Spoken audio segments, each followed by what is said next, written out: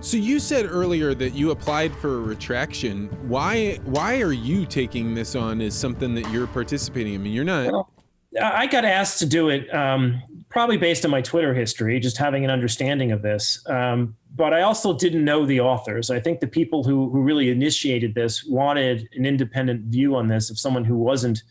The authors were in Germany, and I don't know them. I didn't even know of them prior to this. I probably should have. They're well published in the virology space, but I admitted to not knowing who they are. And they said, "Oh, it's perfect. You understand PCR, and you don't know these people. You're a perfect person to take a look at this. What do you think?" And when I first looked at it, I was like, I've made those mistakes in PCR myself. I don't know that I would want to go after a group of people that were trying to be early on this during a pandemic. I would want to perhaps cheer them on. I'm all for the entrepreneur, right? But they then backed up and said, no, you have to look at how this happened. This happened through regulatory capture. They took this protocol and sent it to the WHO before it went through peer review, and after they gave it to their labs where they have a financial interest in testing. I said, all right, that kind of triggered me. It's like that's not cool. And then they sent it to the. Explain that last part, meaning that these are not like university professors that are sitting in a laboratory. So some of the authors are, but they have scientific advisory relationships to labs in Germany. I don't know the financial details of those relationships, but they're present and on the websites of those laboratories, and a reagent company as well in Germany. And then other authors on the paper are actually owners in the business, so they have an interest in testing revenue. And so those companies got the assay first, no crime there. Then it went to the WHO. I'm like, well, that's you're trying to you leverage regulatory authority there to get your test approved when it's not been peer reviewed. When they put it through peer review, they were on the editorial board of the journal they put it to, and it went through peer review in 24 hours. And that's never happened at that journal before. If we went through and scraped all of the submission timelines and the peer review timelines off the journal, and the average is like 172 days for this journal. And I think the next closest one was like a 20-day peer review. So this thing got rammed through. But couldn't this be the response to Pearl Harbor or the response to 9/11 where people are rising to the occasion? I mean, like, I mean, I can see you're saying, hey, they broke their protocols. This is really different. This may be why there are holes there. But there doesn't necessarily have to be malintent in that. The only thing that I think is a real scar on the peer review process is they didn't disclose their conflicts of interest when they did this. And that put the journal in a bad spot, because the journal didn't have their radar out for conflicts. When you submit a paper, you're supposed to submit all your financial conflicts with it. And if you don't disclose those, and they didn't disclose them themselves either. Somebody else figured out they had conflicts later and complained to the journal. And the journal finally updated the paper to mention their conflicts of interest in the testing labs. All right. So the journal got blindsided. They got sent this paper, didn't really appreciate the conflicts that were there, let it zip through peer review too quickly. And lo and behold, it's the worst performing assay in the marketplace. We've got reams of evidence on that it actually is flawed. So the peer review here broke, and it was done with, I would say, malintent, because they hid their conflicts, which later came to light. Now, that's one insult. The second insult is ramming it through the WHO. The WHO's not a peer review body. They're just going with the relationships that they have and people they trust. And so they probably knew these people and threw the protocol up. But now the WHO's got this dirty protocol on their hand. You'll notice, I think a few weeks ago, after a retraction request went through, the WHO shifted their communication on PCR and started backpedaling a little bit on hey, we may have some PCR protocols in here that are early and need refinement. So I think they've seen the writing on the wall that this is now a massive liability, that anyone who's been falsely locked down or had their business destroyed is going to want to file case against whoever created a test that falsely led to those circumstances. Whoa, that's a Peter Thiel paradox if I've ever heard one. It's happening. Everybody has talked about the liability going towards go safety, but you're saying the polarity could get reversed. It has been. The cases have been filed. Yeah, so they're going after these people. And I don't know in what jurisdiction it's going to prevail, but there's enough people that class action lawsuits now materializing. I think Reiner Fulmich is the person who's the head of the spear on this, and they are trying to bring to light that these tests that went through a shaky peer review have destroyed businesses and people's lives, and they want to see some change. So I got involved because I could review the science, the paper. I can't speak to all those politics. I can't speak to the lawsuit. I'm not a lawyer, but I can certainly find problems in protocols, and I've gone through all the other literature that demonstrates this protocol is in fact flawed compared to everything else. And I'll leave it up to everyone else to decide whether the peer review system needs to change. But as you know, so tell us about the flaws in a way that would make it possible for a layperson to understand. Well, there's a few papers out there showing positive signal from this test when they run it on no template controls. That's another scientific word for water. So you don't want water creating a positive, because that quarantines somebody when it shouldn't. Now, it's not doing that on all samples. They would see that if all water samples lit up, we would have known this, well back in January. This paper was submitted, I think, on the mid-January timeframe. Which is very early, actually. If you look at the timeline of when coronavirus was around, and the body of work that went into this paper probably means they started on this in November, December timeframe last year.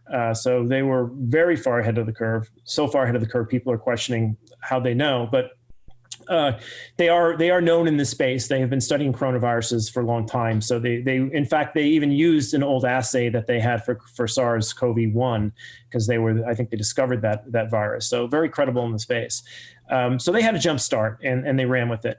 But that's one flaw that scares people. When you see water samples lighting up in other laboratories, it means there's a problem with the assay. I've dug into that assay and I can see where the problem sits. It's with the design of their PCR primers. These primers are the pieces of DNA sequence that you have to design to make the PCR reaction amplify. So you need to know a little bit of sequence to design a PCR reaction. And in this case, they had some information from China where they could design some short sequences that would anneal to the SARS-CoV-2 virus and amplify a short 100 base pair region of that virus. Well, if those primers react with themselves, they have a harder time reacting with the coronavirus RNA that's present. And that looks like what's happening is these primers look like they have some secondary structure in them, and they have what's known as a primer-dimer artifact that's making them create false signals when they shouldn't. As a result of this, they also are less sensitive primers. When your primers are busy messing around with themselves, they're not messing around with the target DNA that you want to amplify, and so they are less sensitive at amplifying your target. And that's been demonstrated in lots of literature as well, that they're not only a source of false negatives, but also a source of false positives. So that's a bad way to start the day with coronavirus, particularly early on. Many people copied that assay because it was at the WHO. They did a similar kind of appeal to authority and said the WHO said these things work, we're going to use them. And then 20 papers later, we find out that everyone needs to redesign them and there's a problem.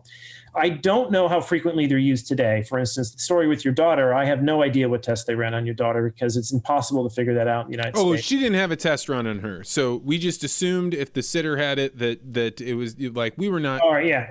She's going to just be at home. We'll just quarantine. There's no problem. Nobody was shoving anything up there. That was the FDA has done a great job making all these emergency use authorization documents public. The challenge is the public can't link those to the test that's getting run at their local clinic. So you have no idea as a person going to get a test which one's getting deployed on you, and they all have different sensitivities. Whoa! That's a really interesting thing. You're saying there are multiple tests going on in the background. Hundreds. And you don't actually know which test you're getting. No, and that's important because some of them have been thoroughly validated and some of them have not. The most thoroughly validated tests will have compared the PCR signals they get to the number of infectious viruses that are there. So you can take virus from patients and run it on a petri dish that has vero cells grown on it on a lawn, and it will create all these plaques that you can use, these little death spots in the lawn, and that tells you how many virions. You just count those little plaques, and it tells you how many infective viruses you had in the patient sample. You do that on hundreds of patients, and then you also run qPCR on them, and then you can correlate what CT level is reflective of which infective load. Jafar did this at Didier Riolt's lab. This is the lab that came up with hydroxychloroquine. They did great work on on basically measuring how well their PCR test correlated with infectability. And their number came out around, CQ 33 is where there's no longer any infectious virus after that point. So they probably don't call anybody after 33. In the United States, we haven't seen assays that have been deployed that way. And so some people call out at 40, some people call it 37. It's hard to find out what they're calling these things at. You have to kind of call up each lab and ask, like, where are you calling this at? And what does your EUA documentation say on what your limit of detection is? Is it 37? Why are you calling me at 38 if your limit is at 37? These things do happen. There's that makes it really confusing. I mean, I received a letter from one of our schools saying we're going to do school testing on all the kids and we're going to use one of these 4 tests. We don't know which one though.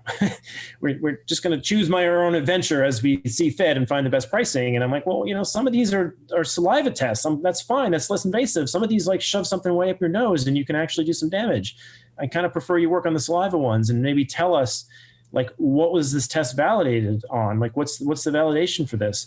So the message that we received when we went to get our test was, you can do the rapid test, but if you don't have symptoms, it's only 70% good at detecting it. Yeah. So then we're like, well, why would we get then the rapid test gives us no information, right? Like, yeah. Then if we're negative and it's positive, there's 30% of the time you're not going to know that. Like, how does that work?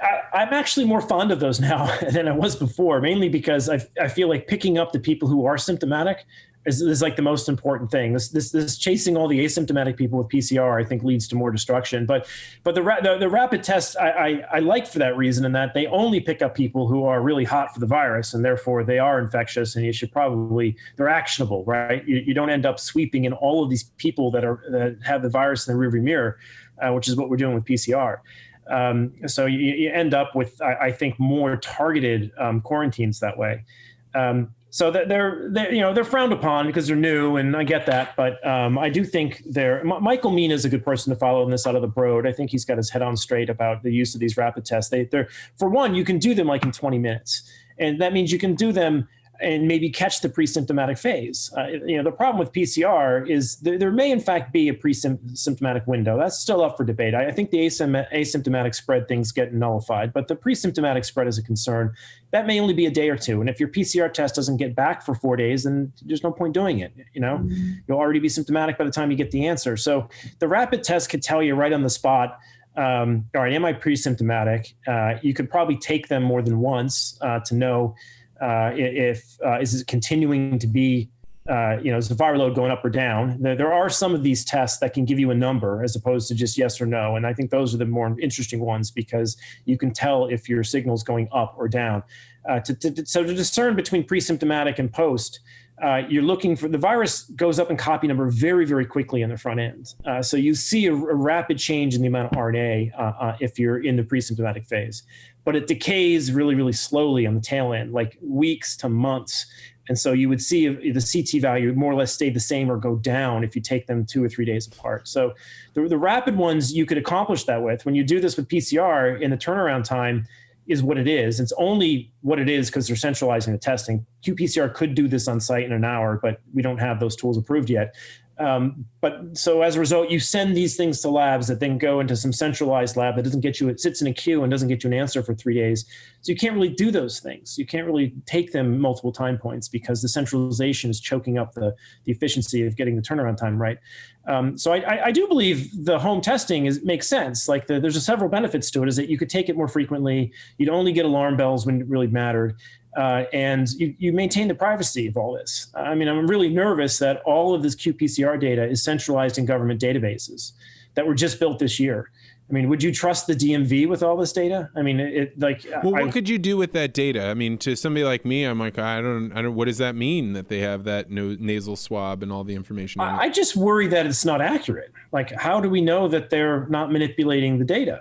That they're reading it right? Like, who is the auditor of their spreadsheets on this stuff? They have to collect this data from hundreds of labs in their state and then present it on a daily basis. It's not something that the whole community can audit and know whether it's ever been hacked or been manipulated or changed. So centralization of data that's governing people's freedom, I think everybody should stand up and take alarm to, because They could be fabricating this for all we know. I don't think they are, and I don't have evidence for it, but I think when it comes to them destroying the Constitution, that maybe we should look. And that's not something that you can really do right now. You also can't really get your CQ values out of these tests. So you don't know the viral load.